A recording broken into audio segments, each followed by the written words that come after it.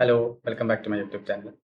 So, I watched Alpha, starring Alia Bhatt, Sharwari, Anil Kapoor, Bobby Deol, പിന്നെ നമ്മുടെ സ്വന്തം ഋതിക് റോഷൻ ഒരു ക്യാമിയോ ആണ്. ജസ്റ്റ് ഒരു 5-10 മിനിറ്റ്.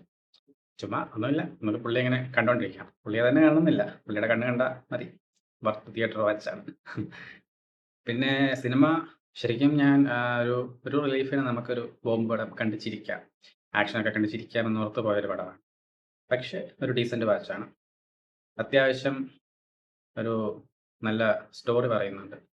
നല്ല ഡീസൻ്റ് ആയിട്ടുള്ള ആക്ഷൻസ് ഉണ്ട്. അത്യാവശ്യം നല്ല പെർഫോമൻസസും ഉണ്ട്.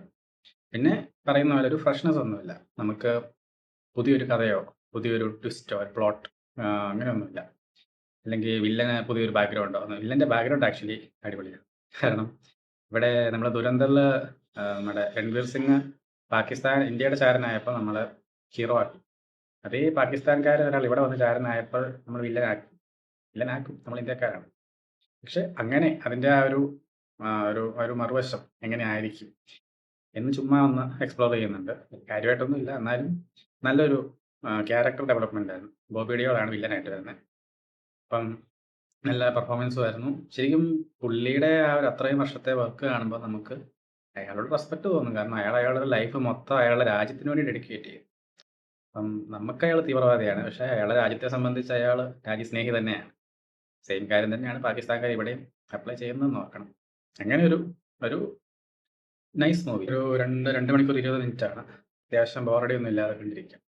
പിന്നെ എല്ലാവരും പ്രൈസ് ചെയ്ത ആക്ഷൻ സീക്വൻസസ് മേ ബി നമ്മൾ റീസെൻ്റ്ലി ഫ്യൂരിയസ് പോലൊരു മൂവിയൊക്കെ കണ്ടുകൊണ്ടായിരിക്കാം, എനിക്ക് അത്ര വലിയ ഗുമ്മായിട്ടൊന്നും തോന്നിയിരുന്നില്ല. കൊള്ളാം.